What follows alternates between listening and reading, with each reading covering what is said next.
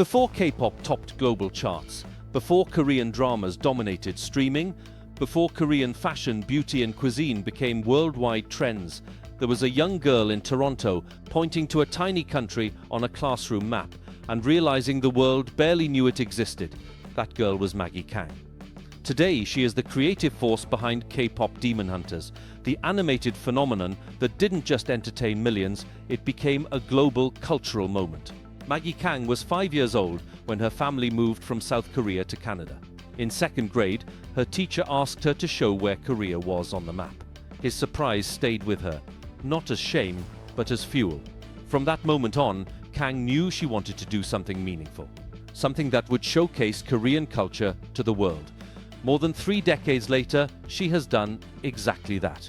Speaking from Seoul, where she recently received South Korea's Order of Cultural Merit for promoting Korean culture abroad, Kang reflects on a journey that feels almost unreal.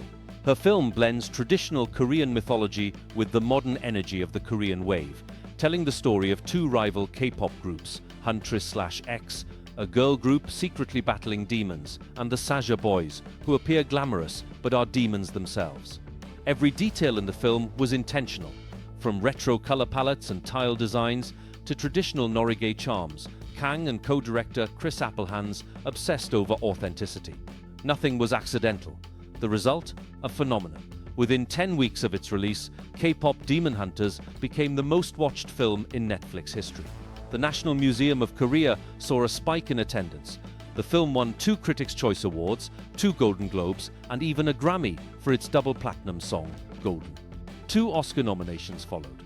And in one surreal moment, actor Josh Brolin admitted on national television that the film made him cry. Kang laughs about it now, but the emotion behind the film runs deep. Growing up, she resisted Korean language lessons her mother insisted on. She dreaded them. But years later, she realized those afternoons shaped everything she became.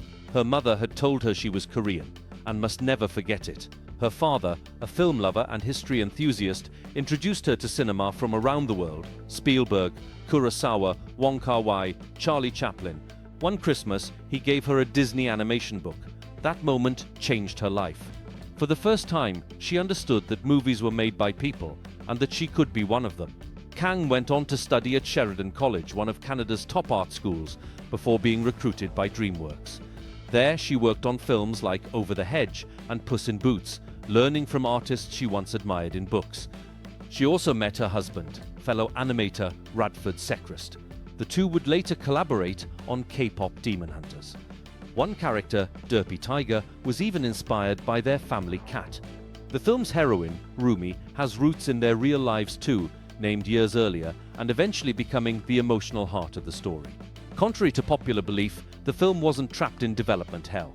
Kang finalized the concept, found a producer, and sold it to Sony Pictures Animation in just 1 week.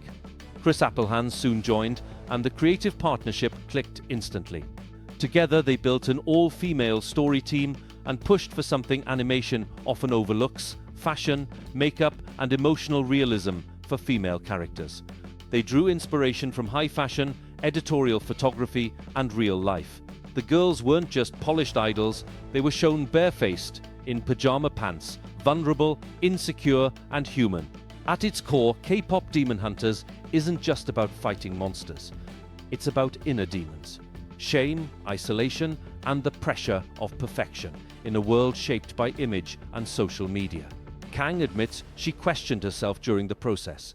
For the first time, she wondered whether she was Korean enough. Her father gave her the answer that set her free. As a director, you can only make a movie that's true to you.